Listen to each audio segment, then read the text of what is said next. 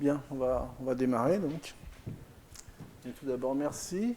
Donc le cours de cette année s'intitule La chimie mésoscopique, donc du nanomatériau au mésocristal. Donc on va regarder des matériaux dans des domaines de taille que je vais définir plutôt comme des petites tailles. Et en particulier, dans ces systèmes-là, la taille compte énormément.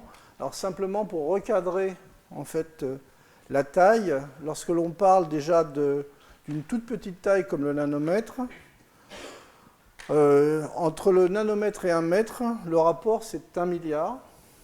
Et c'est absolument le même rapport que l'on trouve entre la taille d'une molécule de fullerène, de C60, et la taille d'un homme. Et c'est également le même rapport que l'on retrouve entre la taille d'une bille, le diamètre d'une bille, et le diamètre de la Terre. Alors si l'on regarde un certain nombre d'objets en fonction de leur taille, bon, sur ce schéma, j'ai représenté en fait des objets qui vont, je dirais, de la molécule à des objets macroscopiques. Alors à droite, typiquement, vous avez les objets macroscopiques au minimum, je dirais, millimétriques, centimétriques. Et à l'autre extrémité, vous avez les objets vraiment moléculaires de l'ordre de 0,1 nanomètre, un angstrom, typiquement la molécule d'eau. Et donc on peut donc balayer de l'atomique au macroscopique. On balaye toute une série de tailles différentes. L'ADN, par exemple, quelques nanomètres. La taille d'un virus, une centaine de nanomètres.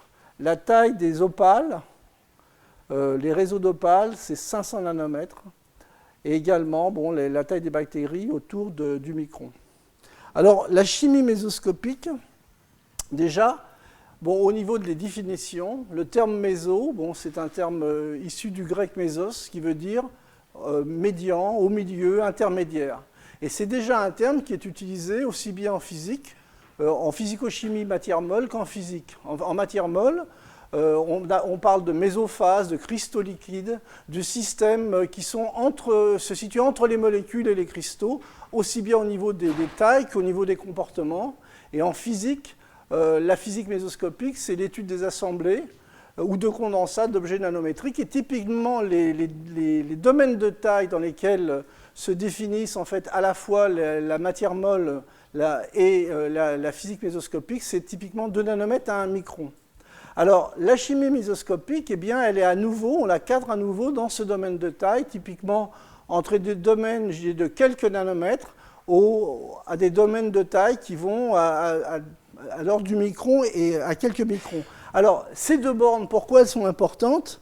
Eh bien, la taille micronique, c'est la taille qui est appréhendable par l'homme facilement. C'est-à-dire, typiquement, des objets de quelques microns, un défaut de quelques microns, c'est quelque chose qui peut être observable. Un cheveu, c'est 50 microns de diamètre, donc ce sont des systèmes qui sont observables. De la même façon, si vous prenez un film parfait et que vous y créez une petite rugosité avec votre ongle, eh bien, à 2-3 microns, vous pouvez avoir cette sensation-là. Donc c'est le début, je dirais, de ce qu'on appelle le monde macroscopique, et à l'autre extrémité, c'est le monde des molécules, et en particulier la chimie mésoscopique va débuter légèrement au-dessus, au niveau des tailles des molécules. Alors pourquoi? Eh bien, d'une part, parce que pour construire en fait cette chimie mésoscopique, on va utiliser des objets qui sont difficilement des molécules, parce qu'il faut que ce soit des objets relativement stables. Et dans ces systèmes moléculaires, eh bien, vous avez en particulier, vous voyez, dans ces assemblages, des labilités des systèmes. Il n'y a pratiquement pas de cœur, il y a essentiellement des atomes en surface. Donc au niveau de l'énergie de cohésion n'est pas suffisante et vous avez des comportements moléculaires. Donc la chimie mésoscopique, ça va être une chimie colloïdale en utilisant des objets dans un domaine de taille entre 2 nanomètres, je dirais, et quelques microns. Vous en avez quelques exemples ici, par exemple des particules d'oxyde de fer ou d'or ou de l'argent qui se situent au niveau des tailles, clairement entre les composants équivalents oxyde de fer ou or natifs qui sont macroscopiques et les espèces moléculaires. Alors, la chimie mésoscopique, qu'est-ce que ça va être? Eh bien, ça va être d'une part Elle recouvre à la fois, je dirais, la synthèse et l'étude des modes de construction d'objets chimiques dans cette échelle intermédiaire entre 2 nanomètres et 1 micron, pour faire simple, et également l'assemblage de ces objets dans cette gamme intermédiaire. Et elle inclut également, en collaboration avec les physiciens, l'étude des propriétés physiques des matériaux résultants. Alors, ces assemblées mésoscopiques sont très variées. Elles peuvent être à la fois des assemblées poreuses ou relativement denses. Une assemblée mésoporeuse, par exemple, de silice. Ce sont des systèmes que j'ai déjà décrits dans les cours précédents. Mais ça peut être également des assemblées avec des briques de construction plus grosses, tels que les cristaux photoniques. Ça, c'est un cristal photonique à base de particules, vous voyez, de 250 nanomètres d'oxyde d'étain. Mais également, ces systèmes peuvent être plus denses, relativement denses. En particulier, ça peut être un pavage, vous voyez, d'objets nanométriques parfaitement réguliers. Et évidemment, la qualité de la brique a son importance dans la construction de ces édifices, où ça peut être, par exemple, un objet beaucoup plus complexe.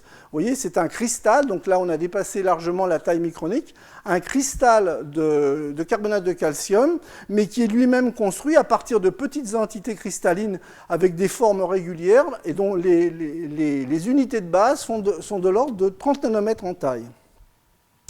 Alors, tout d'abord, je voudrais vous rappeler en fait quelque chose qui s'étudie depuis 50 ans en fait, dans les laboratoires, c'est les processus de nucléation et de croissance justement de ces petits objets nanométriques. Alors, la plupart des gens, et en cours, ce que vous avez vu, c'est le fameux modèle de Lamer-Digmar, qui est basé sur le principe suivant. En fait, bon, d'abord, c'est un principe qui met en jeu de la thermodynamique relativement simple, où vous avez, pour former un premier germe et un premier nucléi, il faut que l'enthalpie libre du système soit négative, avec un terme de volume qui dépend de la concentration, qui lui est négatif, et un terme de surface qui lui est positif. Et donc c'est la compétition entre ces deux termes qui va permettre finalement d'obtenir une enthalpie libre négative. Pourquoi la surface, ça coûte toujours de l'énergie? Simplement parce que, imaginez n'importe quel milieu, un liquide le plus simple, vous prenez une molécule au sein du liquide et vous l'emmenez vers la surface, et bien globalement, elle va perdre au moins la moitié de ses voisins. Donc vous avez déjà une perte très claire au niveau de l'énergie de cohésion. Et c'est cette variation de l'énergie de cohésion qui justifie finalement, au niveau énergétique, la valeur de la tension interfaciale. Alors au niveau de la formation du précurseur en solution, ce que vous voyez sur ce petit graphe, c'est simplement l'évolution de la concentration en précurseur de la phase solide. Ça peut être quoi? Ça peut être, si vous regardez une réaction d'hydrolyse-condensation, eh bien ça peut être l'hydroxylation de votre précurseur réactif qui va donner lieu à la phase solide. Et donc vous augmentez progressivement la concentration en précurseur de la phase solide. Au-delà d'une certaine concentration, vous rentrez dans un régime où vous dépassez la solubilité de ce précurseur, vous sursaturez, et à partir de ce point-là, vous commencez à avoir des conditions de concentration telles que vous pouvez former justement ces nucléi et ces germes. Alors, donc, c'est la limite de solubilité, la saturation critique, formation des premiers germes, et ensuite, vous avez donc une nucléation qui, pour satisfaire au modèle, est explosif. À partir de ce point-là, comme vous avez une partie de la matière qui a été consommée, à condition que le précurseur de la phase solide se forme relativement lentement, vous n'avez plus une concentration suffisante pour former une seconde nucléation. Et à partir de ce point-là, eh bien, vous consommez finalement les précurseurs, les germes consomment les précurseurs, et vous avez une étape qui est essentiellement faite de croissance. Bon, la croissance s'arrêtant dès que vous atteignez finalement la limite de solubilité. Ça, c'est superbe, c'est très beau, c'est simple, ça permet de faire des examens aux étudiants, mais en fait, ça marche, je dirais, 1 fois sur 1000, en particulier pour tous les processus en solution.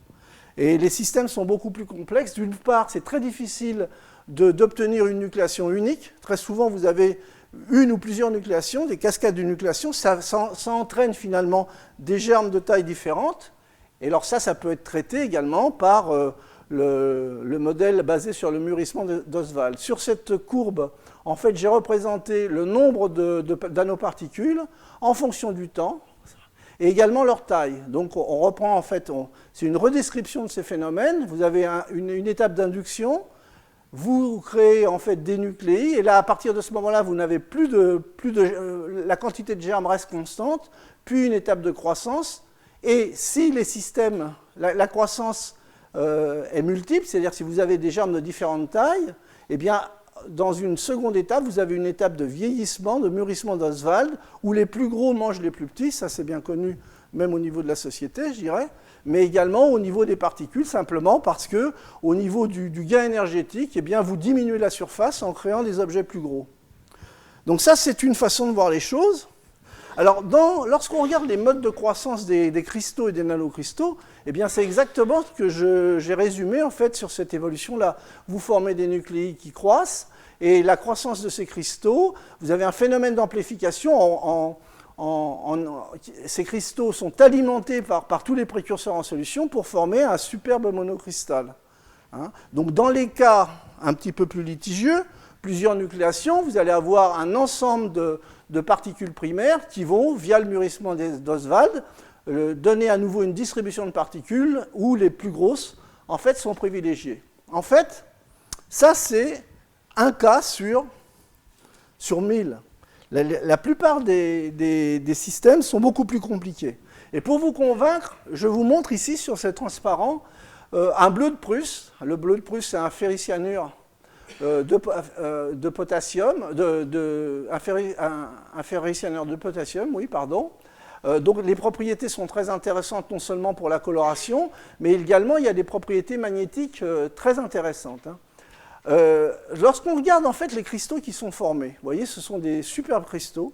On va faire de la diffraction, à la fois des rayons X et de la diffraction électronique. Et on va se dire, c'est magnifique, on a contrôlé le processus de nucléation-croissance et tout s'est passé comme ça doit se passer, comme c'est décrit dans les livres. En fait, si vous regardez maintenant ce système à différents temps, voilà ce que vous observez. Ça n'a rien à voir, en fait. Ce qui se passe, c'est que vous avez un système qui nuclée, deux particules qui sont loin d'être homodisperses, c'est pas trop mal calibré, et ensuite vous formez, en fait, ces petits cristaux. Ces petits cristaux qui s'empilent, en fait, pour former, vous voyez, de façon régulière, pour former à nouveau des systèmes cubiques, qui finissent, après une étape de lissage, par donner l'aspect, finalement, d'un superbe cristal sur lequel on peut faire une physique très intéressante, mais où se cache finalement une chimie et donc une physique beaucoup plus complexe qui est sous-jacente. Alors finalement, si je résume ça sur mon petit dessin, ça vient à dire la chose suivante, c'est-à-dire que mon système de nanoparticules primaires, eh bien j'ai des phénomènes d'agrégation ou de collage orienté qui peuvent être iso-orientés dans les bons cas pour former ces mésocristaux. Et éventuellement, vous voyez, je construis un petit peu mon cristal comme un mur de briques et il peut y avoir une étape de lissage pour cacher finalement les joints. Et ça, la chimie sait faire ça très bien. Je peux avoir également le même mode de construction, mais pour contrôler les faciès et les faces, très souvent on utilise des molécules organiques qui inhibent finalement les modes de croissance selon certaines directions. Et donc, à nouveau, je peux obtenir des assemblages de ce type où je vais, par association finalement de ces blocs, former ce type de mésocristal. Alors, quand j'inhibe des croissances cristallines avec des systèmes organiques, très souvent, en fait, en particulier avec des polymères et des systèmes ioniques, je vais me retrouver dans une configuration dans laquelle, vous voyez, je vais avoir des matériaux qui vont être amorphes. Et là, il va y avoir des phénomènes de digestion-reconstruction pour aller former, en fait, des agrégats avec un peu plus d'ordre. Et dans une dernière étape, il va y avoir fusion et gommage des cristallites.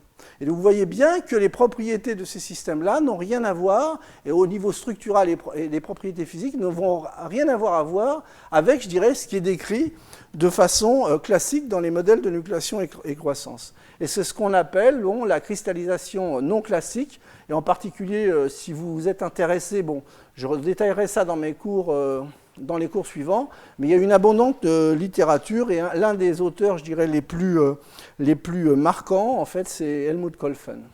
Alors maintenant, si l'on regarde l'importance de ces assemblées mésoscopiques dans le monde naturel, eh bien on s'aperçoit que dans le monde vivant, en particulier dans les processus de biomodularisation, il y a beaucoup de systèmes qui fonctionnent, non pas par des étapes de nucléation et croissance simples, mais justement par des étapes de nucléation-croissance au départ, et ensuite par toute une chimie basée sur des modes d'agrégation.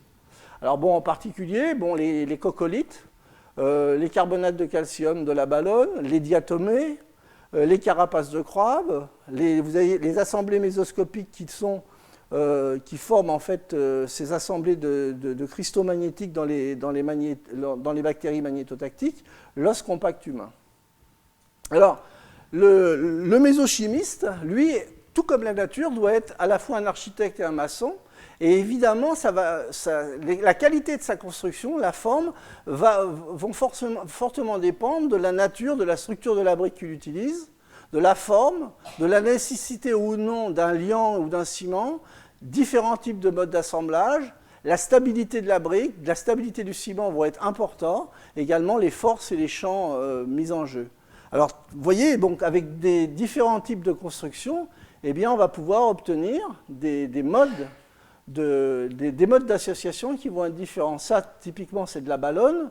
Lorsque l'on regarde en fait la structure de la Ballonne par microscopie électronique, si l'on descend en taille, on s'aperçoit que en fait, la Ballonne, vous voyez, par microscopie, est faite de petites plaquettes. Et si on regarde en fait à nouveau ces plaquettes à une autre échelle, on voit que ces plaquettes sont elles-mêmes formées de mini-plaquettes, de nanoplaquettes, d'aragonite, de carbonate de calcium. Et là, la brique utilisée, c'est une brique, je dirais, un peu standard, avec une forme bien définie.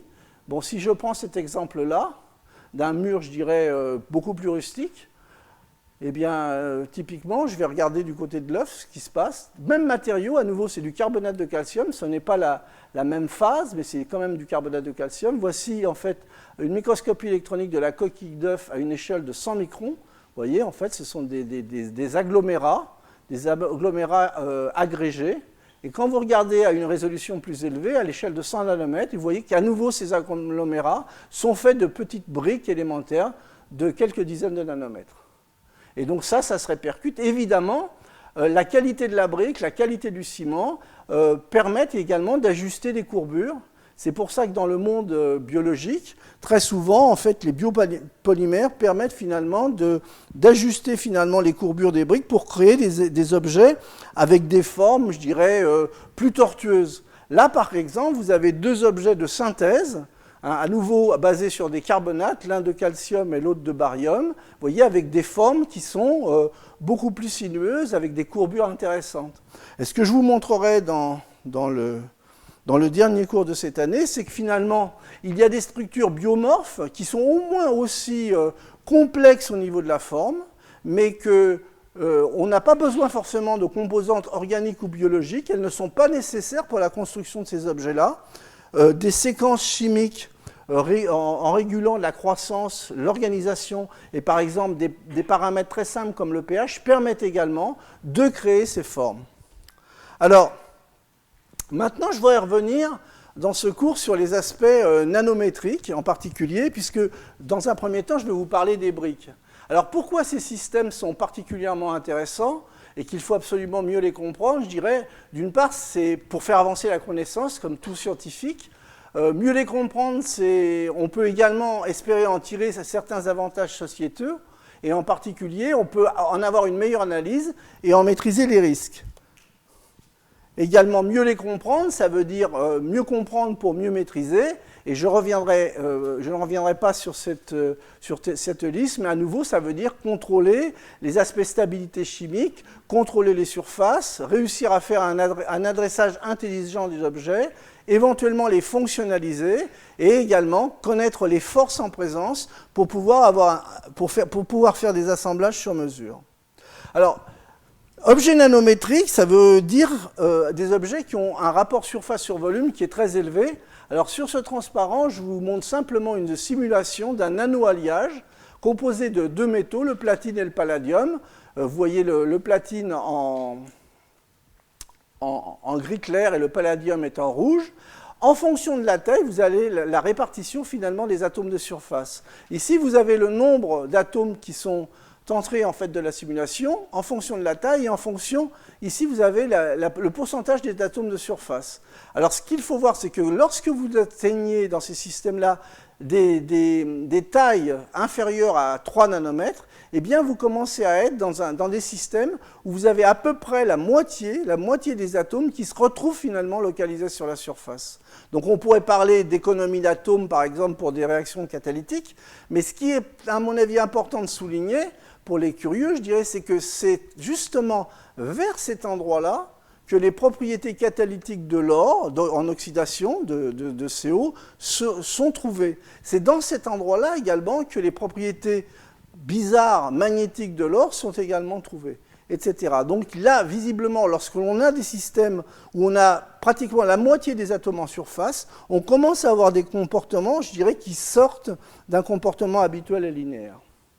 Alors, justement, donc, avoir beaucoup d'atomes en surface, ça veut dire également que, eh bien, vous avez toute une partie de l'énergie de cohésion que vous avez perdue par rapport au solide massif. Et donc ça va se traduire forcément par des variations des propriétés physiques du système, et en particulier par une variation des points de fusion. Ce que vous voyez ici, c'est la variation du point de fusion en fonction de la taille. Pour le bismuth métallique massif, une température de fusion aux alentours de 271 degrés. Alors, lorsque vous descendez la taille, vous voyez, à quelques nanomètres, 26 angstroms, eh bien, vous avez des températures qui descendent pratiquement de moitié. Et ceci est vrai pour d'autres métaux, comme l'étain, le plomb, qui diminuent leur température à 60% de celle du massif, lorsque vous atteignez des tailles de 3 ou 4 nanomètres. L'or en particulier, vous voyez, l'or massif a une température de fusion de plus de 1000 degrés. Une température de Taman, c'est la température à partir de laquelle vous commencez à avoir une dynamique intéressante en fait, de votre système atomique. Et bien à nouveau, vous voyez que ces deux températures sont diminuées de façon drastique lorsque vous atteignez des tailles de l'ordre de 2,5 nanomètres pour l'or. Et à nouveau pour l'or, c'est une taille un peu charnière vis-à-vis des propriétés du système. Alors, l'intérêt, en fait, justement, de ces nanobriques et de ces nano-objets, je dirais que d'une part, il y a un intérêt, je le souligne, fondamental, de comprendre les mécanismes chimiques et physico-chimiques qui sont mis en jeu, parce que ça va permettre de maîtriser la synthèse, de calibrer les matériaux, contrôler la forme, la taille, la surface, ce qui va permettre de contrôler parfaitement la brique et ensuite de contrôler des modes d'agrégation et d'organisation de systèmes plus complexes qui sont les mésostructures. Et ça peut avoir donc des retombées intéressantes dans une meilleure compréhension, par exemple, des processus géochimiques et des processus de biobinéralisation. En particulier, avoir des systèmes, des nanobriques, ça présente en fait un certain nombre d'intérêts, puisqu'on peut étudier et exploiter de nouvelles propriétés, par exemple, dues au petit volume. Lorsqu'on atteint des petits volumes, à ce moment-là, je dirais typiquement des volumes en dessous de 10-30 nanomètres, les niveaux orbitalaires ne peuvent plus se décrire comme des bandes d'énergie. En fait, il y a trop peu d'atomes, et à ce moment-là, en fait, ces niveaux orbitalaires deviennent des niveaux discrets, et donc vous avez à la fois, je dirais, l'aspect formation de niveaux discrets, et également l'espacement entre les niveaux augmente, et donc vous avez en fait ces phénomènes de confinement quantique qui sont très fortement utilisés en optique, par exemple, pour créer des quantum dots. Vous avez également d'autres phénomènes dont je reviendrai dans quelques transparents, appelés résonance-placement, également des propriétés magnétiques particulières dues à des effets de taille. Alors, on peut donc utiliser ces systèmes puisqu'on dispose de très grandes quantités de surface. Ce qui veut dire grande quantité de surface, ça veut dire qu'on va avoir à la fois une réactivité chimique particulière, des phénomènes de diffusion et d'absorption qui vont être exaltés, et ce sont des matériaux qui vont être intéressants en catalyse, en électrochimie, dans les problèmes de transport, dans l'élaboration de matériaux nanocomposites ou de biovecteurs, et ça a déjà un certain nombre de retombées, je dirais, au niveau utilisation sociétale, que ce soit dans l'environnement, pour les catalyseurs, les membranes, les aspects énergie, je reviendrai dessus, au niveau des batteries par exemple, dans tout ce qui est nanomédecine, des nouveaux nanovecteurs, par exemple pour traiter les tumeurs.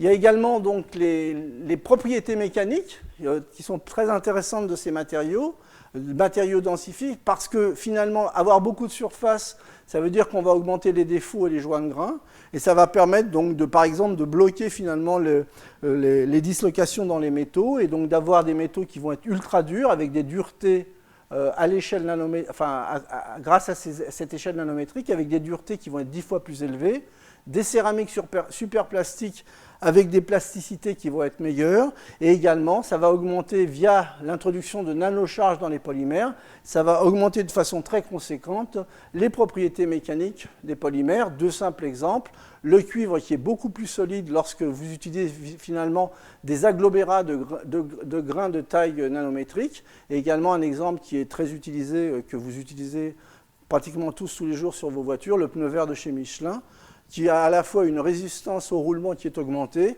tout en gardant une adhérence et une usure qui restent correctes. Et essentiellement, le secret, c'est à nouveau de distribuer finalement des nanocharges de silice bien couplées finalement à un élastomère.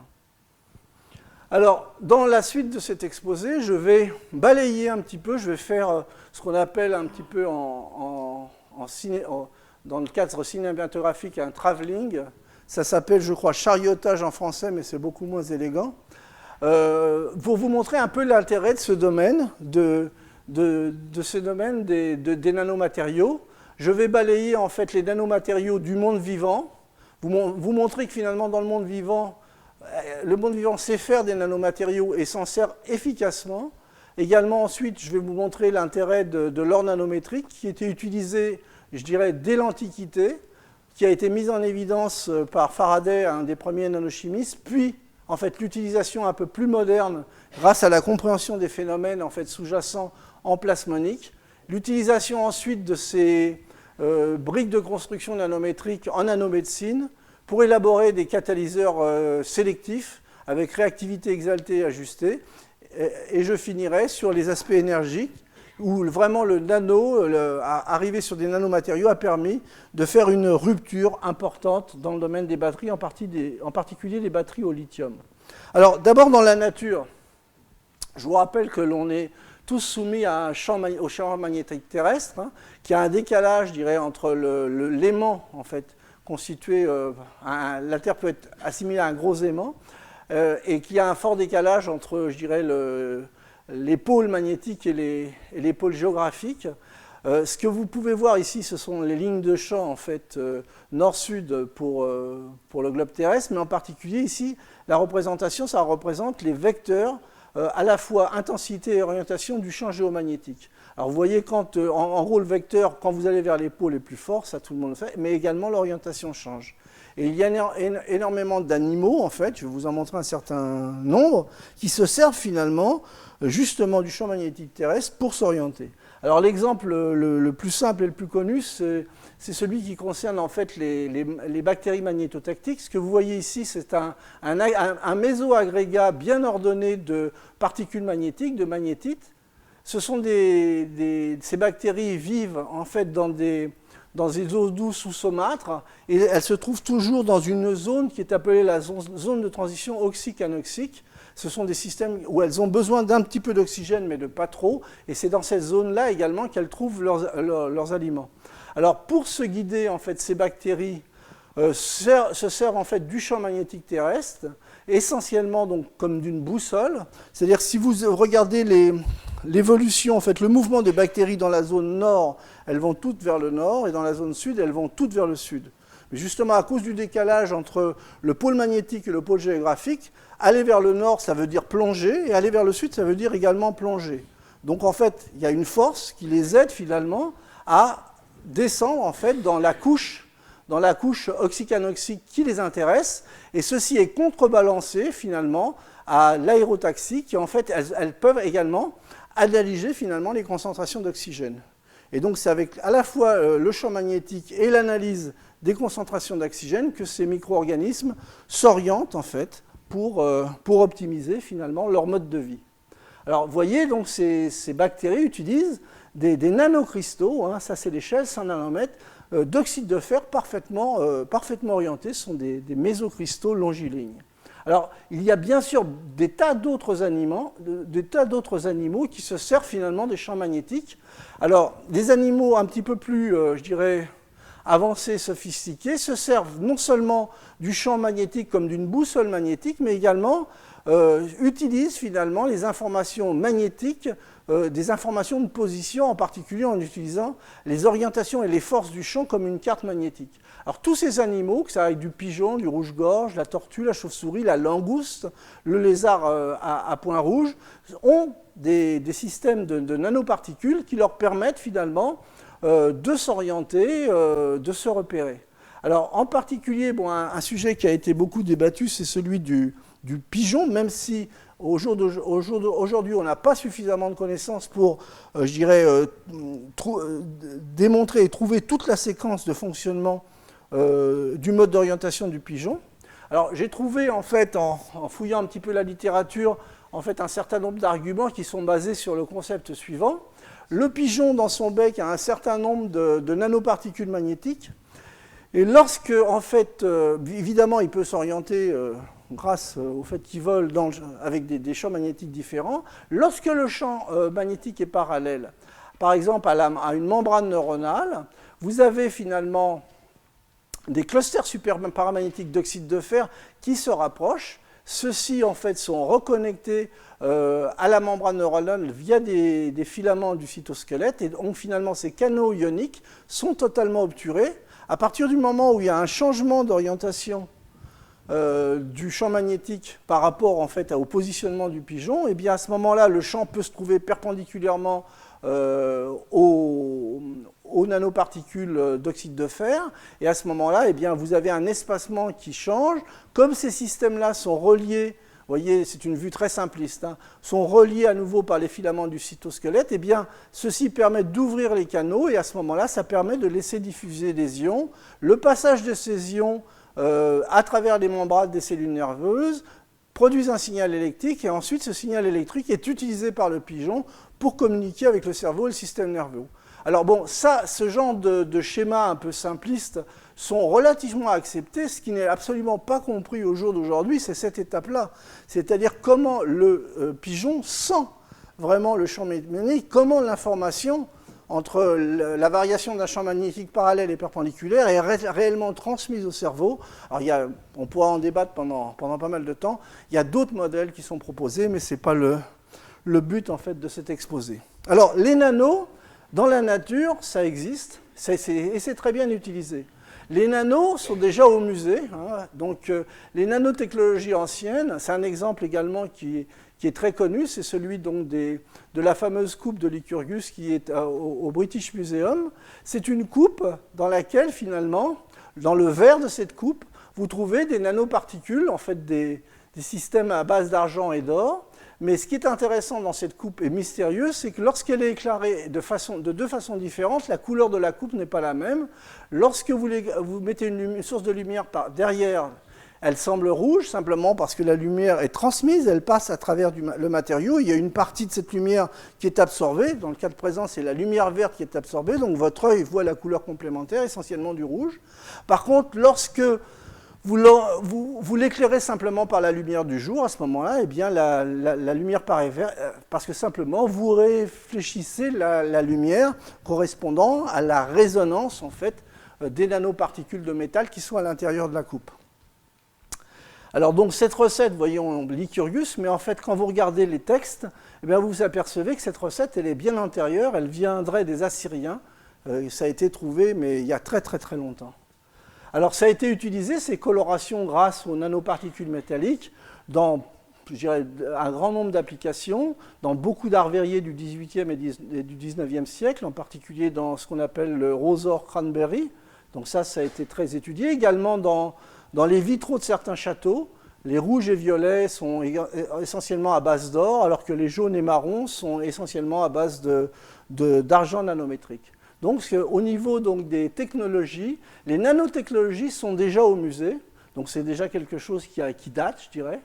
Le virage, en fait, le premier virage important de mon point de vue, c'est la découverte de Michael Faraday, qui déclarait, vous voyez, quand même en 1857, à une conférence de la Philosophical Transaction of the Royal Society, il déclarait la chose suivante, c'est que le phénomène qu'il observait, où il voyait en fait des changements de couleur de dispersion colloïdale, était sans doute dû à la variation de la taille des particules.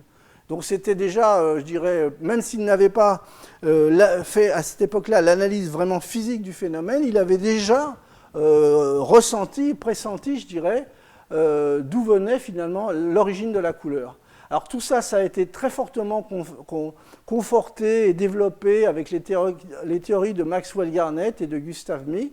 Et en particulier, vous voyez ici qu'en fonction de la taille d'une nanoparticule d'or, vous avez un spectre optique, une coloration donc qui se déplace typiquement dans le domaine du visible, mais qui peut aller jusqu'au proche infrarouge. Alors ça, c'est dû à quoi? Et bon, lorsque ça a été compris, la compréhension de ces phénomènes a permis de développer ce qu'on appelle la plasmonique, donc une nanotechnologie moderne, puisqu'on commence à comprendre les choses, on peut donc les modifier et les orienter. Alors qu'est-ce que c'est qu'une réponse plasmon? Eh bien, lorsque vous soumettez un ensemble de nanoparticules, de particules de petite taille à un champ électromagnétique de longueur d'onde bien supérieure à la taille de ces objets, ce qui se passe, c'est qu'il y a une interaction entre l'onde et les nanoparticules qui sont polarisées par l'onde, et en particulier, vous avez une oscillation collective et en phase des électrons de la bande de conduction autour du métal. Et en particulier, donc, ce phénomène d'oscillation, lorsque il est associé finalement, lorsque la fréquence de ce phénomène d'oscillation se trouve en fait associée à une longueur d'onde de même fréquence, à ce moment-là, il y a un phénomène de résonance qui a lieu. C'est ce qu'on appelle la résonance plasmon. Et cette résonance plasmon va donner lieu à une absorption importante dans la partie généralement visible du spectre électromagnétique pour un certain nombre de métaux comme l'or ou l'argent par exemple. Alors cette résonance plasmon va dépendre d'un certain nombre de paramètres comme la taille. Vous voyez, la variation de taille, vous avez une bande qui se déplace en fonction de la taille, hein, quand vous passez de 10 nanomètres à 100 nanomètres. La forme de l'objet, le milieu, c'est-à-dire le milieu, ça peut être ce que l'on accroche sur la surface de l'objet, comment on l'enrobe ou le solvant, et également l'état d'agrégation. Vous voyez, en fonction de l'état d'agrégation, ça c'est une réponse pour une même taille d'une nanoparticule dispersée ou agrégée, vous avez une variation importante. Variation du milieu, l'air, l'eau ou une coque de silice. Donc ça veut dire que l'indice autour de la particule varie, et donc la réponse plasmon est sensible à cet indice. À nouveau, vous avez une variation de la bande d'absorption. Tout ça, ça veut dire qu'il va y avoir une variation de couleur, tout comme ici. Cette variation de couleur, elle est due à une variation de forme. Lorsque vous passez d'une particule sphérique à un petit ballon de rugby à l'échelle nanométrique ou à une tige, vous avez à nouveau un système qui se déplace. Donc une très grande sensibilité de la réponse plasmonique des systèmes en fonction de tous ces paramètres-là. Donc ces nanoparticules d'or vont être des sondes très sensibles et très utilisées et très intéressantes. Alors, très intéressantes, les nanomatériaux, pourquoi? C'est parce que finalement, on va pouvoir les utiliser, c'est ce que je vais essayer de commenter dans la dernière partie de mon exposé, essentiellement ces nanomatériaux dans différents champs d'application. Alors le premier, c'est l'utilisation finalement de nanoparticules, d'or dans les exemples qui vont suivre, mais pas tous, pour la nanomédecine. En particulier, on va pouvoir s'en servir en imagerie, en diagnostic, en photothérapie, en relargage, et également pour faire du relargage contrôlé de médicaments. Et donc c'est justement la sensibilité finalement de la réponse plasmonique qui va permettre finalement cette versatilité. Alors les objets, les sondes, les nanoparticules d'or peuvent être faites, vous voyez, avec différentes formes. On peut faire des nanotiges, des nanocoques, des nanocages, et dans les cours prochains, je rentrerai un petit peu plus dans les détails justement des modes de construction de ces objets-là. Vous voyez, donc des nanocages, des tiges, des objets en fait avec des formes différentes. Et ce qui est intéressant, c'est que quand le chimiste sait parfaitement calibrer à la fois la forme, mais également, je dirais, le taux de remplissage de ces nanocages, ça lui permet de calibrer également les réponses optiques. Ce que vous avez ici, vous voyez, c'est la réponse plasmonique de ces objets-là. Alors tous ont été calibrés de telle façon à décaler astucieusement la réponse plasmon dans la partie infrarouge, proche infrarouge, parce que c'est simplement la zone de transparence des tissus. Donc il faut que votre sonde soit transparente dans les tissus. Alors en choisissant finalement une construction chimique différente, ce que vous voyez ici, c'est que vous pouvez également régler l'intensité de votre réponse placement. Hein. Donc à nouveau, j'insiste, une très grande versatilité. Et sur les systèmes à base d'or, je pense que Bruno Chaudret vous présentera des choses très intéressantes sur du fer avec des nanocages, je pense. Mais vous verrez que le chimiste sait vraiment contrôler très joliment cette chimie. Alors évidemment, lorsque l'on parle d'objets pour la nanomédecine, il ne faut pas imaginer la nanoparticule isolée toute seule dans son coin. Elle est très souvent entourée d'une coque, parce que cette coque est utile. Donc ici, vous avez un cliché de microscopie électronique où vous voyez la particule d'or, ici, et en vert, vous voyez une sphère de ligand. Alors, pouvoir fonctionnaliser finalement ces nanoparticules, ça permet d'ajuster la réponse, hein, d'ajuster la réponse parce qu'on va également changer le milieu d'électrique autour de la particule. Ça permet également, vous voyez, cette fonctionnalisation peut être totalement organique, mais elle peut être également minérale. Ce que vous voyez ici, ce sont des tiges d'or entourées d'une petite coque de silice. Donc, à nouveau, ça permet d'ajuster la réponse, mais ça permet également de positionner sur la surface des groupements organiques qui permettent de stabiliser l'ensemble, de l'ancrer ou de cibler finalement une tumeur particulière, et également de protéger finalement le nano-objet. Alors ça, ce sont quelques exemples que je rediscuterai dans le cours prochain, plus en détail au niveau des modes de construction. Alors, sur ce transparent, là, ce que je vous représente, c'est 3 systèmes de nanoparticules qui sont commercialisés pour les traitements du cancer. Alors, à gauche, c'est une nanoparticule d'or qui est protégée par une couronne pégylée, et ce système est essentiellement utilisé pour de l'hyperthermie. À droite, ici, vous avez un système magnétique.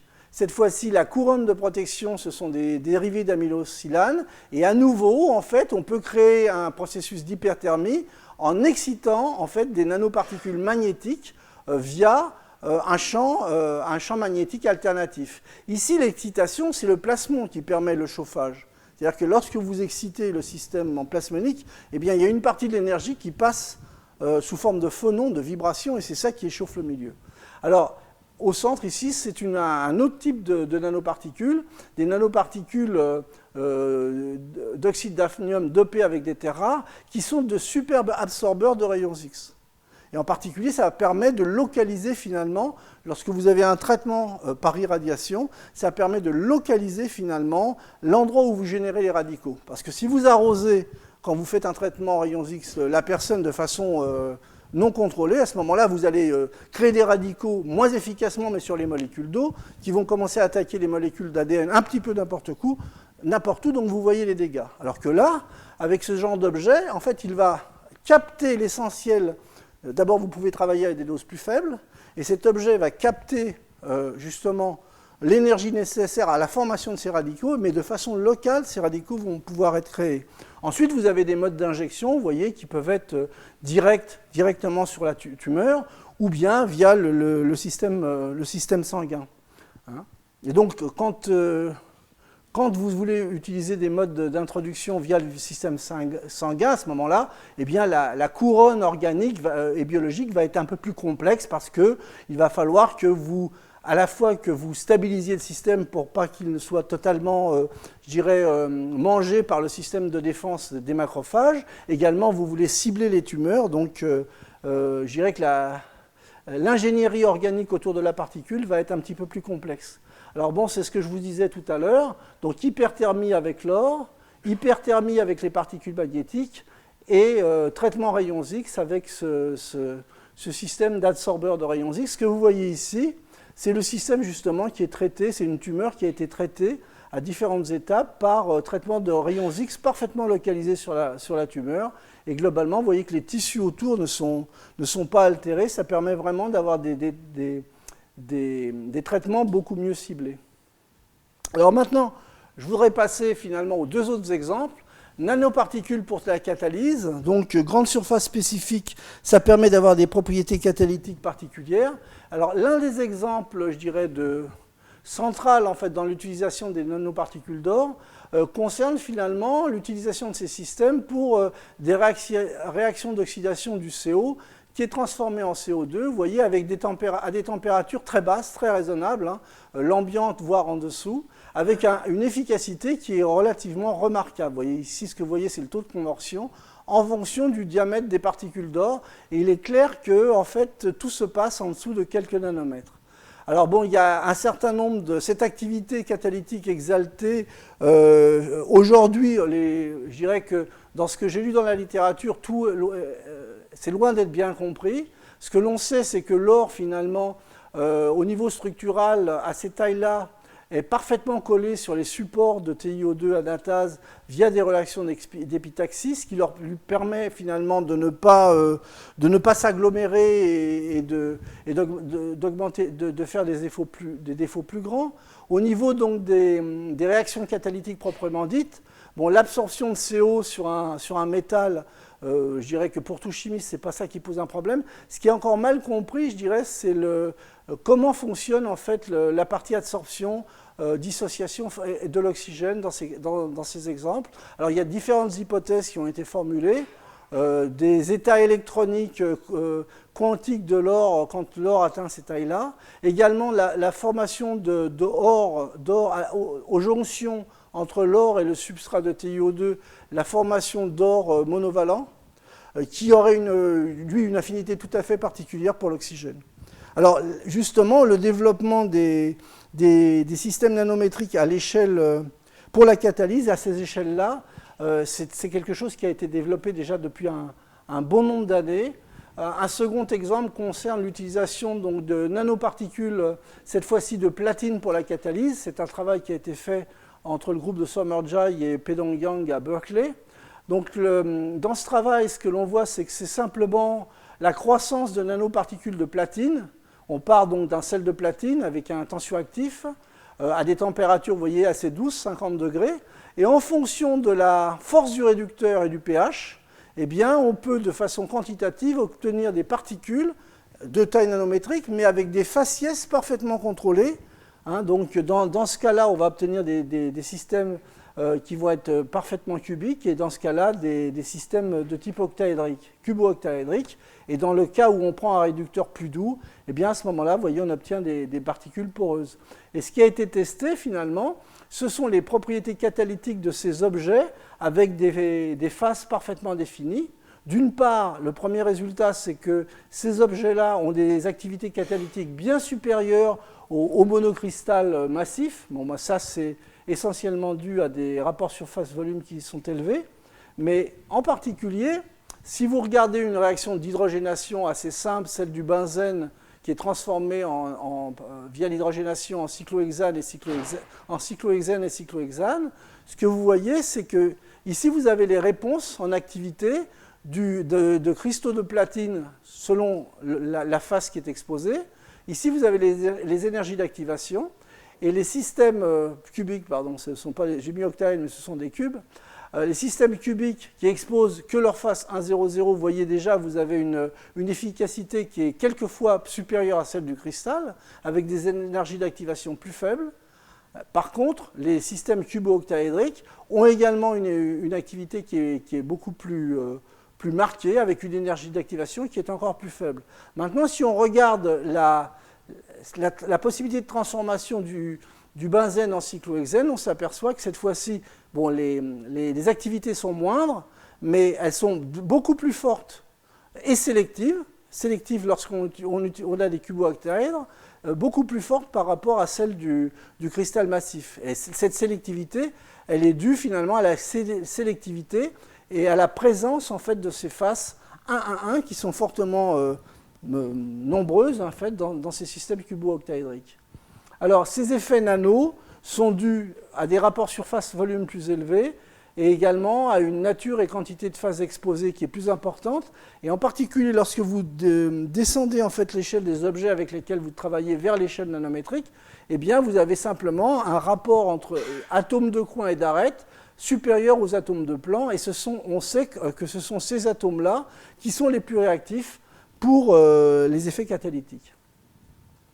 Alors, la dernière partie de mon exposé, il me reste une petite dizaine de minutes, donc je vais vous parler en fait de l'intérêt des nanomatériaux pour l'énergie, en particulier dans le cadre des batteries au lithium plus précisément. Et donc ces nanomatériaux ont permis des avancées importantes en fait, à la fois sur la chimie, parce qu'il y a des nouvelles réactions chimiques qui ont été découvertes, et également sur les aspects conceptuels. Donc ce sont des systèmes qui sont très intéressants et déjà utilisés au niveau commercial. Je vous montrerai quelques exemples. Alors une batterie, je vous rappelle très simplement comment ça marche. En fait, c'est un accumulateur. Vous avez deux réactions électrochimiques à deux électrodes et vous avez un électrolyte qui va permettre de laisser diffuser des ions. Alors pendant la décharge de la batterie, eh bien, vous avez l'anode, par exemple, du carbone chargé en lithium qui décharge en fait son lithium. Le lithium passant à travers l'électrolyte vient en fait ensuite s'insérer dans la partie cathode de l'électrode positive pour former ce composé d'insertion. Et dans le même temps, vous avez ce passage d'ions et le passage d'électrons par le circuit externe. Et donc la capacité spécifique des batteries va dépendre, je dirais, de la différence de potentiel, des potentiels redox des couples qui sont mis en jeu des deux côtés de l'électrode, du nombre d'électrons mis en jeu et de la masse molaire en fait, du matériau. Alors pourquoi en fait il y a eu une rupture très conséquente dans le domaine de l'énergie lorsque les chercheurs se sont tournés vers les nanomatériaux? Simplement parce que très souvent en recherche, eh bien, il suffit de refuser finalement les paradigmes, les choses qui sont admises en fait dans les communautés. À l'époque des années 80 à 2000, il y a eu déjà en fait un grand nombre de développements de batteries au lithium, mais on considérait à cette époque-là que le matériau idéal devait avoir conduction électronique et ionique élevée, diffusion rapide du lithium, des sites cristallographiques vacants, les particules larges pour leur stabilité chimique, pas beaucoup de surface, potentiel redox élevé. Et forcément, lorsque l'on a un tel cahier des charges et un tel taux de conviction, eh bien on restreint les possibilités. Et lorsque on restreint ces possibilités, on trouve un certain nombre de candidats intéressants. Vous voyez, des composés d'intercalation du lithium, du cobalt, du nickel, du manganèse. L'optimum sur cette base de matériaux massifs étant en fait cette composition un tiers, un tiers, un tiers, un tiers. Alors ces systèmes-là ont permis finalement les premières avancées en utilisant des matériaux massifs, mais il y a quand même un certain nombre de limites, c'est-à-dire que ces systèmes-là en particulier ne peuvent pas dépasser en fait l'utilisation d'un électron par métal 3D. Alors l'intérêt finalement du nanométrique, c'est un intérêt où on va pouvoir avoir accès à de nouvelles compositions, des structures intéressantes, et en particulier, on va exalter finalement tous les processus de diffusion. Alors, les batteries au lithium nanométrique, donc ça va permettre, ce que je vous disais, des nouvelles réactions, des diffusions plus faciles des ions et des électrons, des grandes surfaces, des nouvelles phases, des contraintes mécaniques qui vont être minimales, mais il va forcément y avoir des inconvénients. En particulier, nanométrique, ça veut dire grand rapport surface-volume, je le répète, donc ça veut dire grande surface de contact, des tas de réactions secondaires et également des difficultés de compactage et de densification. Alors, justement, l'une des contraintes les plus importantes était le problème de stabilité. En particulier, les électrolytes travaillant à des tensions relativement élevées pour obtenir le maximum de puissance intéressante, typiquement un électrolyte travaillant entre 0,4 volts et 3,5 volts, sont très facilement dégradables. C'est-à-dire on dégrade très facilement dans ces conditions-là, et en particulier donc, quand on a des rapports surface-volume élevés, on dégrade d'autant plus facilement. Et donc, je dirais la première astuce, ça a été de trouver finalement des réactions de surface qui permettent de créer des coques et des protections pour éviter ce genre de réaction, et en particulier ces nanoparticules soumises en fait à différents modes d'emballage permettent finalement de développer des matériaux qui ne subissent pas de façon conséquente ni importante ces réactions secondaires de dégradation. Alors, l'intérêt du nano, justement, c'est, je vous l'ai dit, c'est que les petites tailles permettent finalement d'augmenter les temps de diminuer les temps associés à la diffusion des ions et des électrons. Donc une électrode dans une batterie, c'est un composite où vous devez à la fois avoir un réseau ionique et un réseau pour laisser passer, je dirais, ou pour convoyer les ions lithium, et un réseau électronique pour convoyer les électrons. Et ces deux réseaux en percolation doivent être optimum. Alors l'avantage de passer au nano, eh bien c'est assez simple à comprendre, c'est-à-dire que lorsque vous diminuez la taille des objets, par exemple d'un facteur 10, vous voyez que le temps de diffusion varie comme le carré de la taille, donc ce qui fait que pour un objet quand vous passez d'un objet de taille de 2 microns à 200 nanomètres, vous avez simplement, je dirais, diminué le temps de diffusion par 100. Et donc, vous voyez qu'il y a déjà un gain. Et ce gain est capital dans les applications concernées. Hein. Donc le deuxième problème, ce que je soulevais dans le transparent précédent, c'est de se dire, bon, il y a un deuxième problème, c'est la surface, c'est cette sensibilité de surface. Et puis ce matériau-là, même s'il est un très bon conducteur ionique, il faut également qu'il soit conducteur électronique. Alors la solution a été trouvée, vous voyez, par le groupe de Michel Armand, où finalement, en positionnant en fait des sucres sur la surface des nanoparticules et ensuite en les traitant thermiquement, cela permet d'obtenir un enrobage carbone qui a en fait deux avantages. D'une part, c'est un peu un emballage protecteur, et puis dans une deuxième étape, c'est lui qui permet finalement d'assurer le circuit de percolation électrique dans le système. Donc vous voyez, ça, ce sont des nanoparticules entourées en fait par une couche de carbone qui a été obtenue par exemple par pyrolyse de sucre. Alors, l'un des exemples qui montre en fait l'effet magique du passage au nano, hein, c'est le coup de baguette du nano, c'est typiquement le matériau, je dirais phare, c'est LiFePO4, un matériau peu coûteux et pas toxique, qui avait été étudié, je dirais, à la fin des années 90, mais qui ne présentait pas d'intérêt au niveau massif, parce que c'est un très mauvais isolant, un très mauvais conducteur, c'est un très bon isolant plutôt, un très mauvais conducteur d'ions, à l'échelle massive. Et donc les réponses en fait, électrochimiques, vous voyez, sont relativement médiocres. Le fait d'utiliser ce matériau à l'échelle nanométrique et enrobé de carbone, ça permet, vous voyez, d'obtenir des variations du potentiel en fonction du taux d'insertion qui sont très très raisonnables dans un domaine, je dirais, à la fois de stoichiométrie et de potentiel qui sont très raisonnables. Hein. Et donc, bon, ça ce sont d'autres systèmes à base de LiFePO4 avec, vous voyez, des formes, des morphologies qui sont différentes parce que la nanostructure permet également, indépendamment de la taille, d'optimiser les réponses et qui ont permis, vous voyez, de développer des batteries qui sont aujourd'hui commercialisées par A123. Et ces batteries sont utilisées dans différents types d'applications, non seulement, je dirais, dans les applications portables, mais également, elles permettent l'alimentation de certains véhicules électriques. En particulier, là, j'ai trouvé ça sur Internet. Le Roadster du constructeur américain Tesla Motors utilise, en fait, ce genre de batterie. Alors, d'autres avancées dans le cadre des batteries au lithium, en particulier du côté des électrodes négatives, en fait, il y a l'utilisation des alliages de métaux avec le lithium est très très intéressante parce que vous voyez qu'au niveau de la quantité d'électrons ou de lithium utilisé, ben on a un gain qui est clair et très très très important, il est déjà multiplié par 4. L'un des problèmes de ces systèmes-là, à l'échelle macroscopique, c'est que ces réactions sont associées à des grandes variations de volume. Et donc, c'est difficile à contrôler, justement, avec des matériaux massifs. Il y a une décohésion du système et finalement, votre batterie fait un ou deux cycles et elle est morte.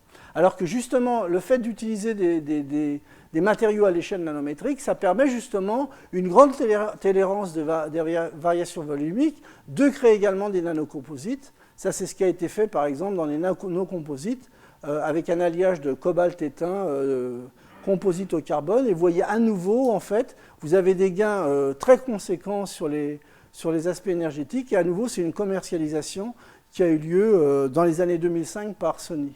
Dernier point, et ça sera mon dernier transparent de cours, c'est l'utilisation de nouvelles réactions qui n'existaient pas, qui n'étaient pas utilisées dans le monde électrochimique. En particulier, lorsque vous soumettez des matériaux construits à l'échelle nanométrique, lorsque ces matériaux ne peuvent pas donner d'alliage et ne sont pas des matériaux d'insertion, il y a un nouveau mécanisme en fait, qui a été trouvé, c'est le mécanisme de conversion qui transforme, vous voyez, des matériaux de composition variés, des oxydes, des sulfures, des phosphures, des fluorures. Il y a une séparation de phase en composés métalliques, en nanoparticules de nickel, cobalt ou autre, et du phosphure, du sulfure de lithium ou de l'oxyde de lithium correspondant. Ça, c'est super intéressant. Pourquoi ? D'une part, en fonction du potentiel, eh bien, ces systèmes-là peuvent travailler en électrodes négatives et ceux-ci peuvent travailler en électrodes positives. Deuxième intérêt, la réaction électrochimique met en jeu de 2 à 6 électrons par métal 3D. Donc vous voyez déjà, vous avez un facteur 2 à 6 sur la puissance. Ça, c'est très intéressant également. Donc ça, ce sont des études qui ont été développées par le groupe de Jean-Marie Tarascon. C'est encore à l'étude, je dirais, du niveau du laboratoire, mais c'est très prometteur.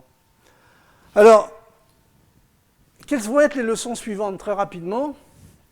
La leçon 2, je vais vous parler donc des nanobriques de la palette du nanochimiste en insistant sur certains systèmes à base de métaux et de chalcogénures, en vous montrant en fait comment on peut sculpter des particules, utiliser des réactions en cascade, utiliser de façon très contrôlée les phénomènes d'hétéronucléation pour créer, vous voyez, par exemple, des systèmes cœur-couronne, des systèmes en alter avec des compositions différentes. Tout ça, c'est à l'échelle nanométrique, ou des systèmes un peu plus compliqués comme des octopodes. À ce séminaire, à ce cours va être associé le séminaire de Louis Laurent, qui va nous parler en fait des nanomatériaux, mais dans un contexte également plus sociétal, sur les risques et les innovations des nanomatériaux. La leçon 3, en fait la leçon 3 en janvier, donc, là je vais plutôt m'intéresser à vous décrire en fait l'importance du couplage chimie-procédé. Parce qu'on ne peut pas décorréler, lorsqu'on élabore des matériaux, l'aspect chimique de son procédé, et en particulier je vous décrirai avec les plus et les moins, je dirais, les différents modes que l'on peut utiliser pour construire des matériaux nanostructurés, à partir de méthodes ascendantes, des méthodes dites de bottom-up en anglais, et sera associé à ce cours le séminaire de Dominique Mailly, qui lui mettra en parallèle les techniques de nanofabrication, donc les techniques physiques, et il vous montrera qu'aujourd'hui les physiciens aussi savent descendre à des tailles relativement petites, de l'ordre de 10 nanomètres. La leçon 4 sera centrée sur des nanomatériaux exotiques, beaucoup moins courus que les métaux et les oxydes, à base de borures et de nitrures métalliques. Et en parallèle à la leçon, il y aura la conférence de Benoît Dubertret, qui lui va essentiellement vous présenter en fait son travail sur les quantum dots, donc des systèmes à base de chalcogénures, pour des applications optiques, où là il faut vraiment sculpter les systèmes à l'atome près de telle façon à contrôler au mieux la cristallinité, la surface des objets, de telle façon à augmenter les rendements quantiques au maximum, diminuer les effets de clignotement des objets, etc. Alors, la leçon 5, là, on va rentrer beaucoup plus dans l'aspect méso du système, et donc ça va être un cours sur la mésocristallisation, et je vous montrerai que ça ressemble à une chimie. Il y a eu une mode sur la chimie supramoléculaire, mais on pourrait appeler ça de la chimie suprananoparticulaire. Et bien qu'on soit le 23 janvier, eh bien vous verrez qu'on peut déjà être dans un mode de réflexion très pascual. Donc, typiquement, vous voyez, ce que je vais vous montrer, c'est essentiellement ça. Je résume le cours en intransparent, mais vous voyez, ça, à nouveau, ce sont des superbes cristaux d'acide de cuivre, parfaitement cristallins, très jolis, avec une réponse spectrale magnifique. On peut s'arrêter là et faire de la physique extraordinaire. Mais si on est un peu curieux et qu'on commence à faire un petit peu de taille, on s'aperçoit que ces superbes cristaux, eh bien, ce sont finalement des mésocristaux, ce sont des agrégats de cristaux. Alors la nature a bien fait les choses, la synthèse, on a lissé un peu les faces. C'est comme lorsque vous faisiez un mur, vous pouvez laisser le mur brut ou passer un enduit. Donc là, il y a eu un enduit chimique qui a été passé. Il y a vraiment un décalage. Et évidemment, les propriétés physiques qu'on va analyser derrière vont être l'interprétation, tout du moins. Si on ne voit pas ça, on peut raconter des énormités. Donc, associé à cette leçon, il va y avoir la conférence de Ovidiu Hersen, qui est responsable du centre de microscopie électronique à l'IPCMS de Strasbourg. Et là, je pense que ça va être une superbe conférence parce que tous ces progrès dans la nanomatière, il y a quand même un outil qui a vraiment apporté quelque chose d'extraordinaire, c'est la microscopie électronique et les progrès qui ont été faits dans toutes les microscopies électroniques. Alors lui va essentiellement vous montrer ce que l'on peut réaliser aujourd'hui à l'échelle du nanomètre, à la fois en observation et en analyse sur des objets nanométriques. Alors ce que vous voyez ici, vous voyez, c'est un nanotube de métal, non, un nanotube de carbone, pardon, dans lequel on a inclus un alliage platine-ruthénium. Ce que vous voyez à l'extérieur, ce sont des nanoparticules d'or qui servent simplement au calibrage de l'espace géométrique pour permettre la reconstruction. Vous voyez ce genre d'objet que l'on va vraiment analyser, disséquer à une toute petite échelle. Ici, c'est une fibre de silice mésoporeuse dans laquelle on a nucléé en fait, des nanoparticules d'or parce qu'on les a accrochées à des tilleuls, mais à nouveau, on peut aller regarder à ces échelles-là, en analysant où sont les objets, comment ils sont distribués et comment ils sont positionnés. Donc ça sera la conférence de Vidyu Hersen. Le dernier cours, la leçon 6, alors là je vais à nouveau, je dirais, vous parler du monde fascinant des mésocristaux, en vous montrant en fait les formes diverses que l'on peut obtenir via ces modes d'agrégation ordonnée, et en particulier ce que je vous montrerai, c'est que on peut obtenir des formes courbes, des formes très complexes, que dans la nature, eh bien, il y a de l'association entre le minéral et de l'organique ou du biopolymère pour permettre finalement cette torsade, mais qu'on peut faire la même chose tout inorganique en contrôlant la séquence des réactions, les gradients de pH, etc. J'ai terminé ma présentation. Je voudrais simplement vous présenter en fait Bruno Chaudret qui va nous parler d'ingénierie moléculaire de nanoparticules fonctionnelles dans l'heure suivante. Bruno est donc directeur de recherche au CNRS. Il a exercé une longue partie de sa carrière au laboratoire de chimie de coordination de Toulouse. Aujourd'hui, il est directeur du laboratoire de physique et de chimie des nano-objets. Donc c'est un laboratoire très porté sur la physique, dirigé par un chimiste, comme quoi tout est possible. Il est directeur de recherche, il est également à l'Académie des sciences. Ses centres d'intérêt sont la nanochimie, la nanostructure et chimie organométallique, le nanomagnétisme, les aspects nanotechnologie et les développements. Bon, c'est quelqu'un de très connu, qui a eu de nombreuses distinctions et de prix. Bon, indépendamment du nombre de distinctions et de prix, médaille d'argent, prix von Humboldt, prix Geoffroy Wilkinson, je pense que le meilleur compliment que je peux lui faire, c'est que c'est un chimiste d'une très très grande qualité. Et je remercie Bruno d'être parmi nous. C'est une chance pour le Collège de France d'avoir Bruno Chaudret comme conférencier. Donc voilà.